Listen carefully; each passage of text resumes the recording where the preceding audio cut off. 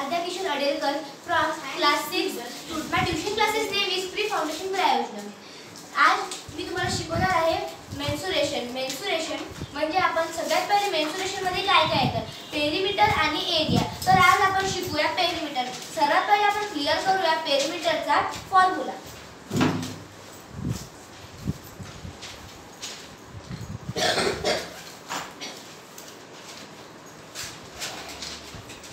तर पेरिमीटर हे रेक्टँगलचं आणि स्क्वेअरचं दोघांचंही असतं. पहिले आपण बघूया रेक्टँगलचं. रेक्टँगलचा जो फॉर्म्युला आहे तो आहे 2 × length plus breath.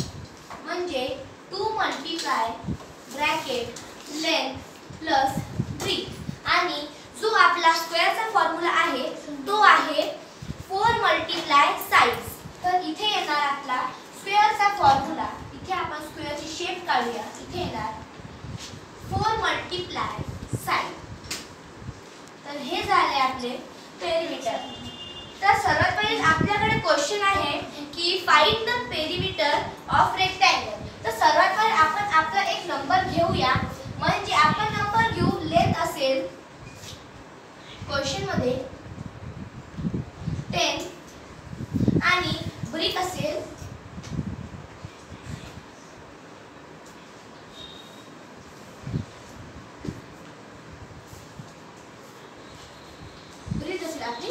16 metre, 10 metre आणि 16 मीटर. तर आपल्याला याच्यामध्ये काढायचा रेक्टँगलचा पेरिमीटर. तर इथे येणार 2 multiply bracket length plus breadth equal to. आपल्याला इथे सर्वात पहिले 2 मल्टिप्लाय, त्यामध्ये आपण लेंथ काय आहे आपली 10 मीटर. तर इथे लिहू आपण 10 आणि आपली ब्रेथ आहे 16 मीटर. तर इथे येणार आपला length plus breadth is equal to plus 16 metre. तर आता अगोदर आपण याची ॲडिशन करूया. तर याची ॲडिशन येणार आहे 16 प्लस 10 इज इक्वल टू 26. तर आपल्याला आता ब्रॅकेट आपलं सॉल्व झालेलं आहे. तर 2 मल्टिप्लाय 26. तर आपल्या इथे मल्टिप्लिकेशन करून 2 multiply 26 is equal to.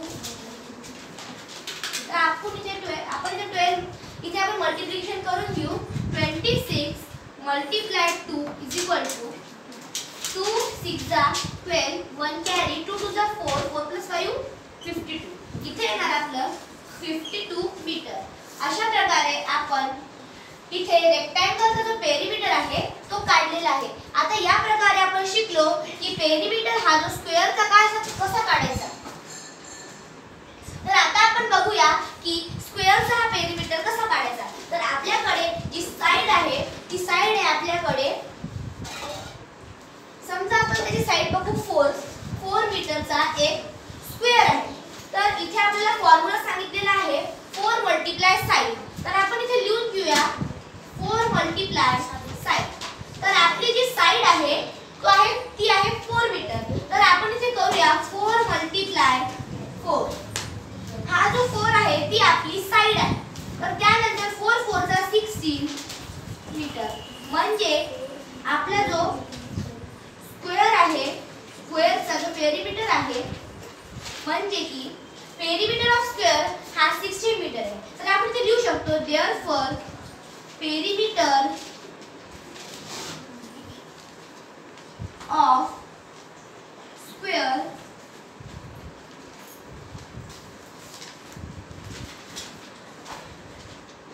Is equal to 16 metre. तर आपण आता इथे बघितलं. थँक्यू. तर आपण इथे आता पेरिमीटर स्क्वेअरचा आणि रेक्टँगलचा